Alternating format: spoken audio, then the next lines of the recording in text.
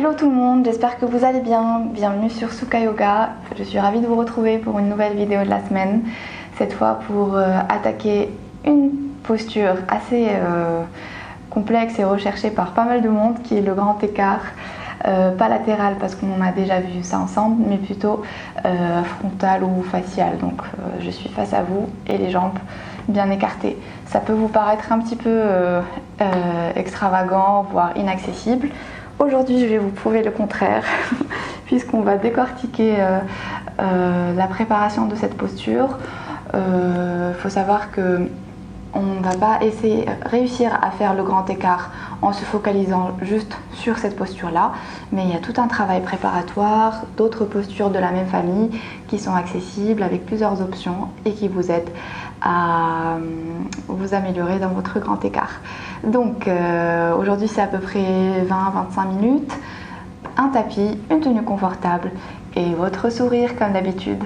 On se retrouve tout de suite sur le tapis les amis. Namasté.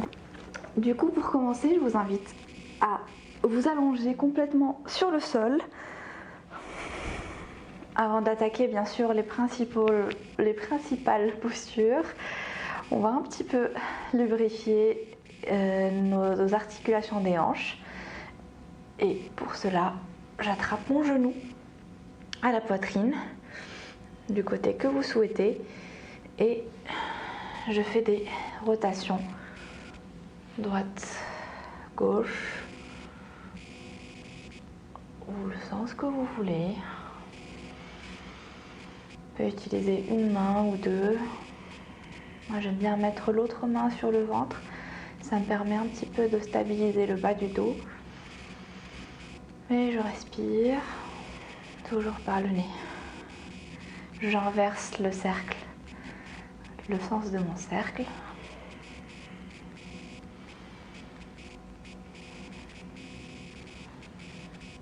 Ok, cette fois je tends, j'essaye de tendre ma jambe, pied flex puis pointe. J'attrape soit l'arrière de ma cuisse, soit l'arrière de mon mollet, soit complètement mon pied, mes orteils, à moi de voir. Ce qu'il faut garder en tête, c'est que les épaules restent plaquées au sol, la jambe reste plus ou moins tendue. Le bas du ventre est rentré et l'autre jambe est tendue aussi. Ça fait trop d'infos à la fois. On essaye de faire de notre mieux. Et surtout, l'essentiel pour moi, c'est que vous respirez.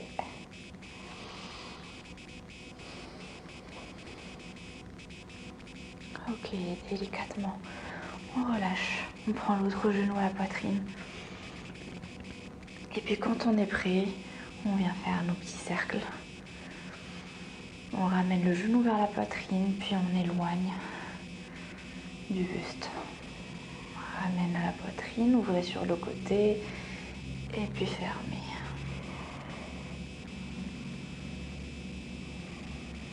Voilà, on inverse la direction de notre cercle.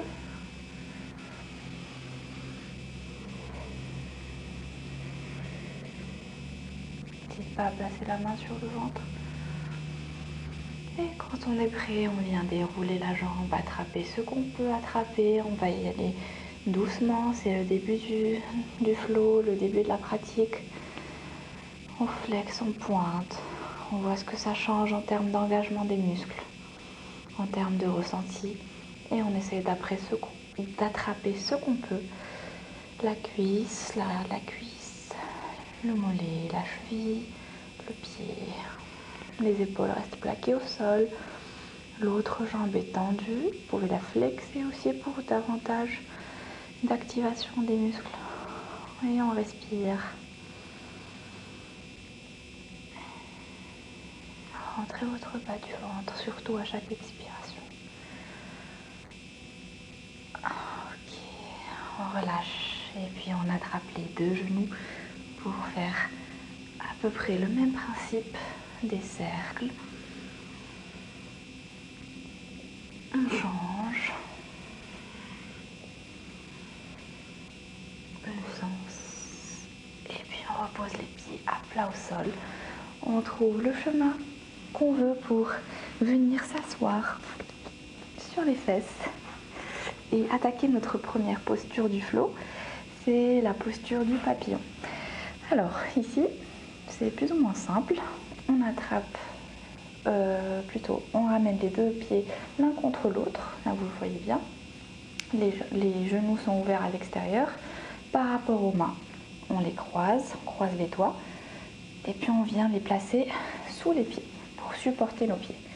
Ici, automatiquement, nos pieds vont venir pousser nos mains vers le sol, exercer une belle force, une belle pression qui va nous permettre de nous allonger et d'étirer notre colonne vertébrale. Je vous mets de côté juste pour vous montrer la posture du dos. Vous voyez bien, on essaie vraiment d'étirer le maximum possible, donc je ne suis pas ici comme ça, mais là. Autre chose avec laquelle on peut jouer, c'est la distance qui sépare notre pubis des pieds. Donc où dois-je positionner mes pieds? Idéalement le plus proche possible. Après, nos corps sont différents, donc on voit ce que ça donne. Si je vois que quand je rapproche mes pieds le plus possible, je n'arrive pas à ouvrir mes jambes, elles sont plus là que vers le sol, ou je courbe mon dos, là je peux éloigner un peu plus mes pieds ou éloigner mes fesses à l'arrière. Donc j'ajuste. Il y a une solution à tous les corps, tous les niveaux. Donc on reste là, on sent l'ouverture au niveau des hanches, on essaie de rentrer le bas du ventre, on inspire, on se grandit. Et à l'expire, on rentre le ventre. Encore une deuxième fois, inspirez, grandissez-vous. Luttez contre la pesanteur pour ne pas laisser vos jambes remonter, vos genoux remonter. On pousse, on reste actif au niveau des genoux. On n'essaye pas de faire des petits mouvements là, comme un papillon, vu que ça s'appelle comme ça. Des jambes. Prend son envol. Et pour les personnes qui veulent pousser un peu plus, on peut venir marcher avec les mains. Et cette fois, vous êtes autorisé à courber le dos, plus ou moins, parce qu'on vient se pencher vers l'avant. Et là, normalement, vous devez ressentir davantage de sensations au niveau des hanches et de vos cuisses. Vous pouvez, en faisant ça, buste vers l'avant, attraper vos pieds aussi.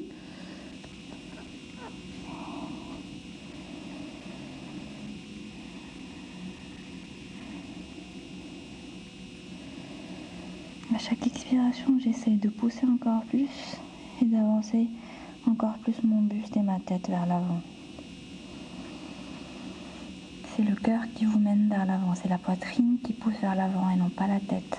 Si on y va avec la tête, on risque de courber au maximum le dos et ce n'est pas ce qu'on cherche. On cherche à avoir un dos le plus droit possible.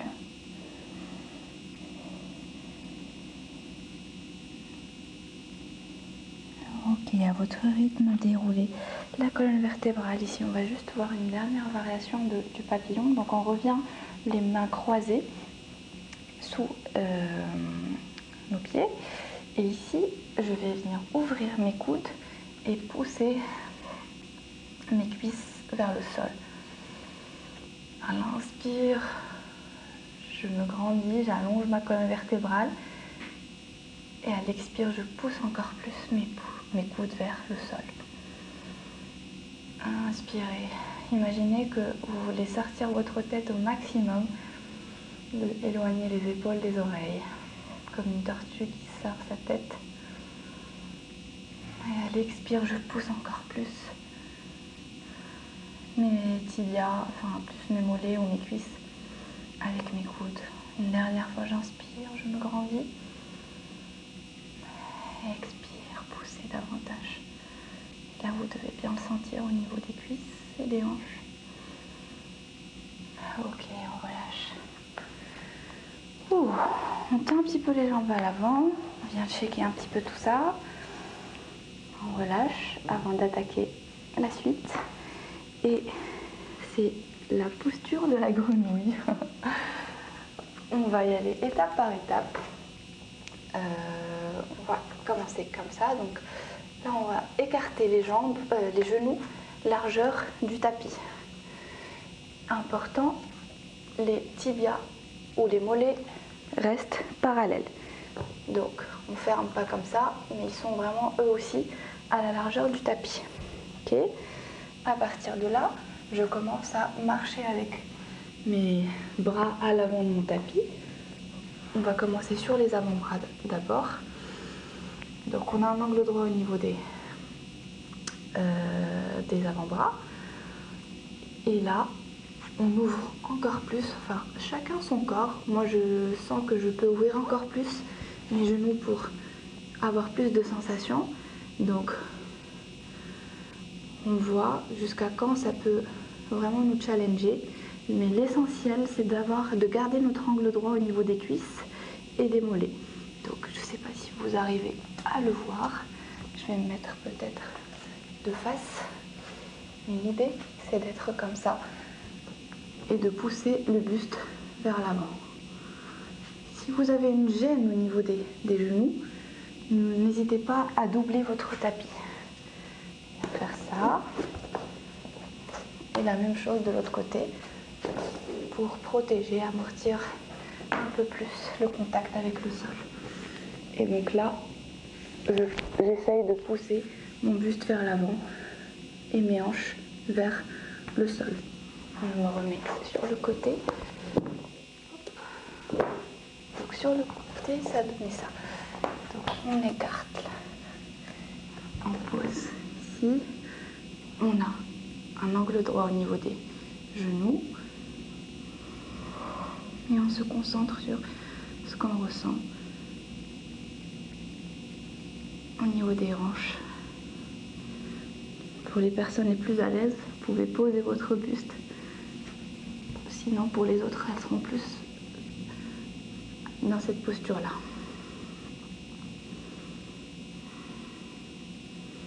Ok, délicatement, on sort de la posture pour faire quelque chose de plus commun. Un yogi squat. Alors, le yogi squat, c'est quoi? On prend, les pieds sont largeur du tapis, encore une fois. On vient mettre de face pour vous montrer. On ferme les mains en forme de prière. On les place contre la poitrine, au centre de la poitrine. Et là, avec les coudes, je pousse mes genoux à l'extérieur. Pour les personnes qui sont comme ça ou comme ça, qui n'arrivent pas à poser les pieds, astuce, j'ouvre encore plus mes jambes. Ou je les ferme encore plus. Ça, c'est vraiment en fonction de votre corps. Autre chose à garder en tête, c'est la longueur au niveau de mon dos.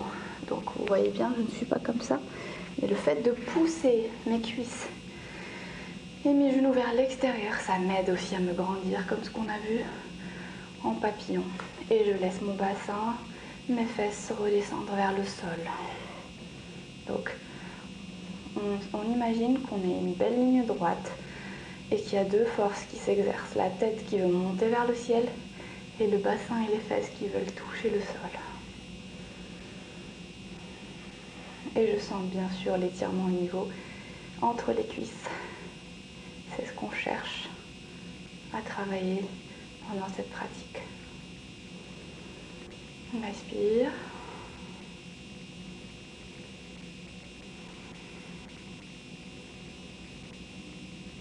Je vous fais faire des postures assez longtemps, mais pour arriver à des résultats comme le grand écart, on est obligé de rester plusieurs respirations,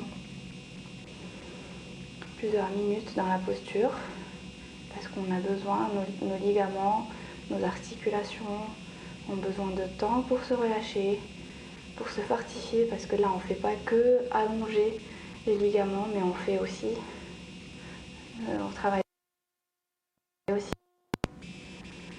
le fait qu'ils soient plus stables, plus mobiles, plus ouverts. Ok, on relâche. On reste dans la même gamme des squats, mais cette fois ce qu'on appelle un half squat.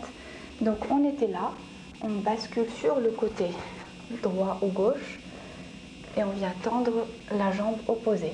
Ici, on a plusieurs options en fait pour cette posture-là, en fonction de votre corps. Soit je flexe mon pied tendu de cette manière-là, soit je vais le pointer et le poser comme ça au sol. Et dans ce cas-là, il faudra qu'il soit parallèle au tapis, donc pas ouvert sur l'extérieur. Donc s'il est flex, il sera ouvert vers l'extérieur. S'il est pointé, il sera plus parallèle. Au niveau de cette jambe-là, on peut rester en mode actif surélevé. Si ça tire trop, hop, astuce, on s'assoit sur les fesses et on essaye d'activer encore plus l'étirement au niveau de cette cuisse-là. Donc à moi de voir. Ici, si je suis là, je peux venir jouer aussi en twist et pousser davantage cette jambe-là vers le côté pour revenir travailler l'ouverture de mes hanches. Donc, plusieurs options, on reste là. Si je suis là, je flexe bien mon pied. Si je suis en mode plus actif, non, je peux rester comme ça ou comme ça. C'est pas aussi simple que ça en a l'air, mais soyez à l'écoute de votre corps et testez les différentes options.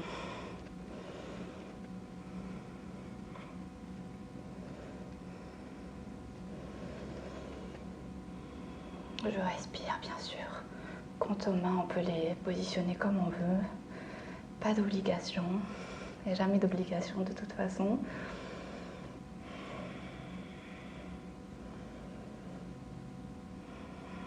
Ok, on passe de l'autre côté. Hop. Donc, on choisit l'option qu'on veut. On essaye de rester à plat sur ce pied-là. On essaye, j'ai dit. Donc, pied flex, option, pied pointé, posé à plat au sol, mais dans ce cas-là, il est parallèle au tapis. Ou alors, on pose tout au sol et on vient davantage pousser cette jambe-là vers l'extérieur pour ressentir l'étirement au niveau des hanches.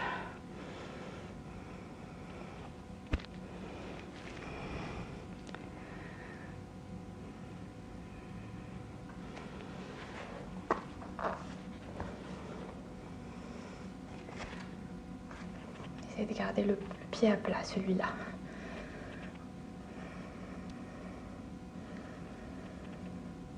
Dos bien droit.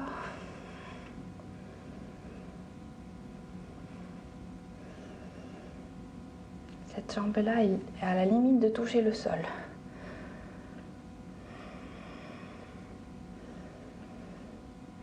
Ok, on relâche. Ok, venez tendre vos deux jambes. Comme tout à l'heure, on va un petit peu les secouer. On prend les deux genoux vers la poitrine. Hop. On essaye de se grandir.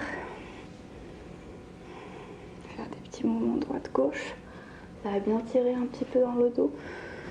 Dans le bon sens, parce que normalement, on a un peu agrandi notre colonne vertébrale. Et on va attaquer notre dernière posture. Là aussi, on a deux options. Alors la première option, on va utiliser le mur. C'est sûr que vous en avez un pas très loin. On va venir rapprocher les fesses au maximum. Donc là, mes fesses touchent le mur. Et puis, hop. J'essaie de me mettre au centre. Là, j'écarte mes jambes. Tant que je peux, j'essaye de pousser un petit peu, de trouver une posture qui n'est pas très confortable, mais où je sens que ça travaille un peu. Je flexe bien mes pieds pour protéger davantage nos articulations, notamment la rotule. Et je respire. Je peux fermer les yeux pour me connecter, me concentrer davantage avec ce que je ressens. Et comme je peux aussi poser mes mains à l'intérieur de mes cuisses pour exercer une légère pression et essayer d'ouvrir un peu plus. Le haut de mon corps est complètement détendu.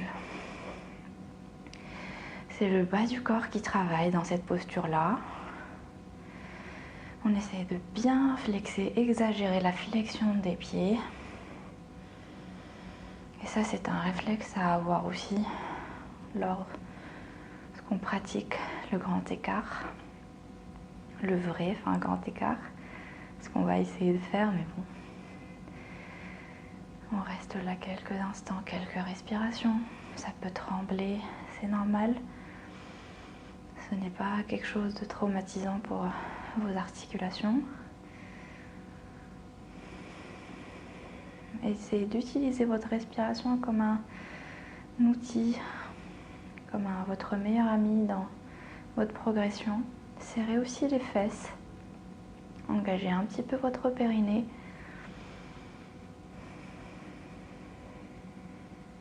Respirez.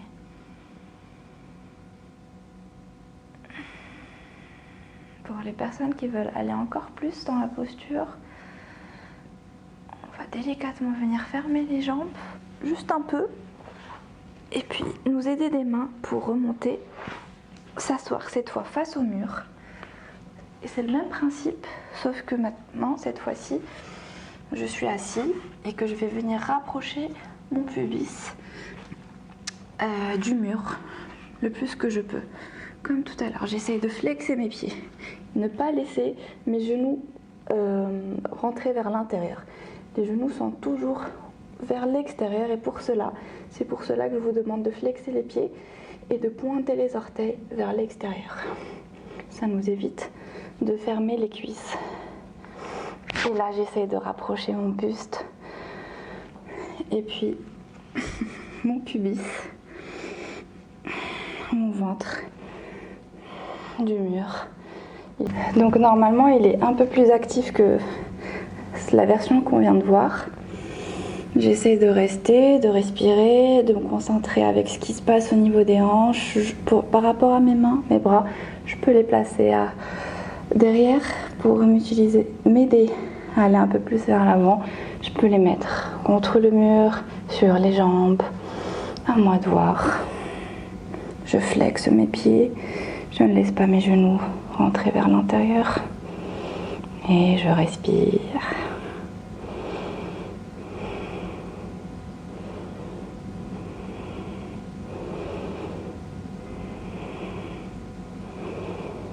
Ok, à votre rythme, délicatement, on vient fermer nos jambes. On doit se sentir un peu bizarre, comme si on était en pièces détachées. Mais c'est, comme je vous disais, c'est pas traumatisant pour vos articulations. Et c'est sûr que vous allez progresser au fur et à mesure. Ici, on va se lancer pour le grand écart. Donc, on vient séparer, ouais, si on veut. Ouvrir nos jambes. Comme tout à l'heure, j'essaie vraiment d'aller un peu plus que dans la posture où je serai confortable. Donc je pousse. J'essaie d'ouvrir au max. Toujours les pieds flex. Vous voyez bien. Mes pieds. Hop, les deux. Voilà. On ouvre bien les deux pieds flex. On laisse pas les genoux rentrer, mais toujours vers l'extérieur. Ok. Et là, on va faire la posture du pancake. Où on va essayer de marcher avec les mains sur le bout des doigts vers l'avant. Le but étant d'avoir le buste et la tête complètement au sol. Bien sûr, on peut resté ici. On peut rester là. À vous de voir. On peut rester là. Vraiment, c'est chacun est à l'écoute de son corps.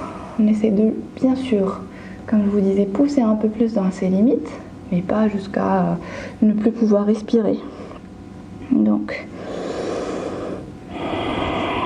et là, quand je suis buste ou ventre sur le sol, j'essaye de garder en tête que mes pieds doivent rester flex, les genoux ouverts vers l'extérieur, les orteils dirigés vers l'extérieur. Je respire.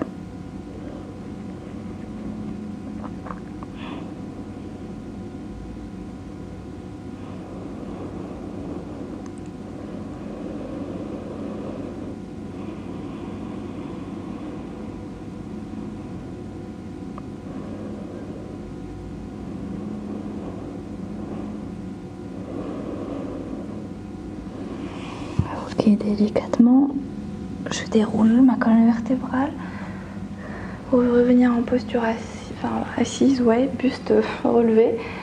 Vous pouvez la refaire encore une deuxième fois, cette posture finale. Si vous vous sentez un peu bizarre maintenant ou quelques minutes, quelques heures après la pratique, c'est normal. Les hanches sont une zone très émotionnelle, donc ça peut vous aider à vous libérer pas mal de choses. Et si vous n'êtes pas arrivé à faire toutes les postures d'aujourd'hui, ce n'est pas grave, ça viendra étape par étape. L'essentiel, c'est d'avoir une pratique régulière et consistante. Et j'espère que ça vous aura plu. Pour ne rien rater de la suite, puisque là, chaque semaine, il y a une nouvelle vidéo, je vous invite à vous abonner, à partager la chaîne aussi autour de vous. Ça peut vraiment m'aider. Et n'hésitez pas à laisser vos commentaires, vos suggestions pour tous les thèmes que vous souhaitez voir avec moi. Donc, on se retrouve très très bientôt. Namasté.